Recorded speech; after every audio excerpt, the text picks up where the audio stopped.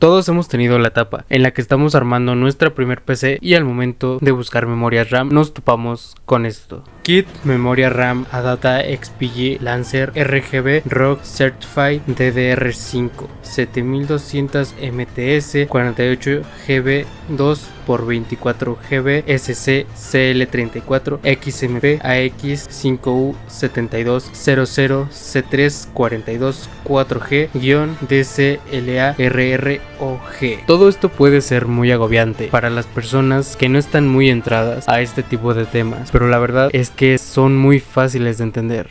Y por eso creé este video. Lo primero que tenemos que hacer es entender lo que es una memoria RAM. Y para eso hay que remontarnos varios años en el pasado. Las computadoras, hoy como las conocemos, para poder trabajar necesitan leer datos de algún tipo de memoria para poder procesarlos y volver a escribirlos. Por eso es que el procesador está constantemente leyendo y escribiendo datos de una fuente externa. Antiguamente esta fuente de lectura era el almacenamiento principal, lo que hoy podría ser el disco duro, el SSD o incluso el M.2. En aquellos tiempos se les conocían como memorias de tambor magnético, pero a la hora de usarlas representaban y causaban un cuello de botella inmenso y ralentizando considerablemente al procesador. Por eso es que se decidió crear otro tipo de memoria intermedia mucho más rápida, conocida como memoria RAM. En 1981, uno de los primeros PCs tenía 64 KB de memoria RAM. Luego, a finales de los 80, salieron los primeros SIMM, que por sus siglas en inglés significan Single Inline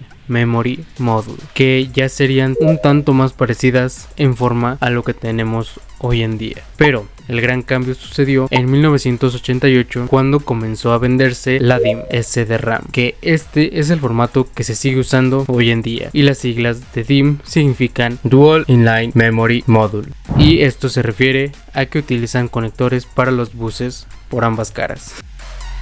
Como dije en el inicio, la memoria RAM es el componente donde se guardan todos los datos relacionados con los programas que se estén usando en ese momento dentro de tu computadora. Cuando un programa se ejecuta en nuestro equipo, lo primero que hace el procesador es guardar toda esa información dentro de la memoria RAM. Para explicar esto, haré uso de un ejemplo que mi buen amigo Jean Paul dio en uno de sus videos. En este, él pone tres escenarios: un humano, un cesto y un árbol lleno de manzanas, en donde el árbol de manzanas es el almacenamiento principal, las manzanas son la información y el humano sería el procesador, el cual quiere acceder a toda esa información, pero el ir hasta el árbol y recolectar todas las manzanas que necesite es una tarea algo lenta y pesada. Por eso opta por tomar unas cuantas manzanas para ese momento y ponerlas en el cesto, en donde el acceso a toda esa información será mucho más fácil, rápida y sobre todo cómoda, repitiendo todo este ciclo cada que necesite información nueva. Ahora, entendiendo la función principal de la memoria RAM, vamos a explicar cada uno de los siguientes datos. El primero son los megahertz, o lo correcto megatransfers por segundos, y el DDR, el cual básicamente nos quiere decir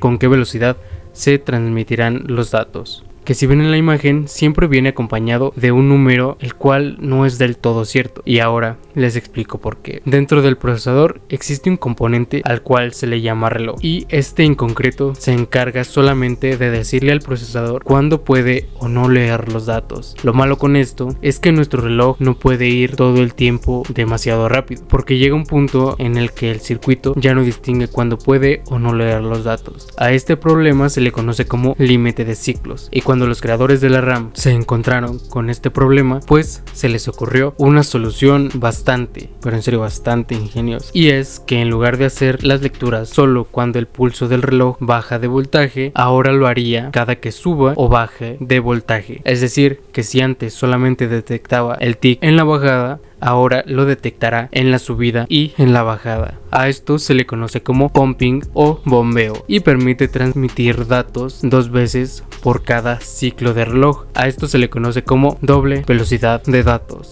o mejor conocido como DDR, y existen varias versiones de DDR. Actualmente vamos en la quinta versión de esta tecnología y es la más soportada por los procesadores modernos. También por este motivo, cuando tenemos una memoria de X cantidad de megatransfers, programas como CPU-Z detectan que la frecuencia frecuencia de nuestras memorias es de tan solo la mitad, porque esa es verdaderamente su frecuencia, pero debido a la tecnología del DDR se duplican las velocidades y los datos transferidos. Por eso vemos memorias con 3200 o 5200 megatransfers que se consiguen en verdad con la mitad de lo que muestran. Ahora, solamente nos queda ver a uno de nuestros más grandes archienemigos, las latencias, que esta por lo regular se expresa como CL, que significa Column Address Strobe Latency, o latencia de dirección de columna, y por lo general siempre acompañada de un número, el cual expresa el tiempo que tarda la memoria en detectar una señal, es decir, que entre más bajo el número de CL, mejor. Y como sabrán, actualmente nos encontramos por la quinta generación de memorias RAM con DDR. Las memorias más viejas que podemos conseguir a la fecha son memorias DDR3, porque sí, aunque no lo crean, estas madres aún existen. Y las otras memorias que aún son memorias modernas son las memorias con DDR4. Pero ahora te preguntarás, entonces, ¿cuál es la diferencia entre memorias con DDR4 y DDR5? Y la respuesta es que además de tener un poco más refinado el DDR, las latencias y sobre todo los voltajes mueven a un lado una pinche muesca, haciendo imposible la retrocompatibilidad. Es decir, que no podrás quitar tus memorias DDR4 para poder poner memorias DDR5. Y bueno, si estás por comprar tus memorias RAM, solamente asegúrate de que sea una memoria RAM, y en caso de tener una placa moderna, que sea DDR4 o DDR5. Algunas memorias RAM dentro de su descripción en páginas web vienen con la leyenda de XMP o Expo. Esto hace referencia a la velocidad de megatransfers que te ofrece cada marca. El XMP lo ofrece Intel y el Expo es de AMD. Esto solamente tómenlo en cuenta en base al procesador que ustedes vayan a usar. Y ya, básicamente solo es eso. Lo sé, qué final de mierda. Espero que este video te haya ayudado más de lo que pudo haberte confundido. Yo les mando un abrazo y me despido.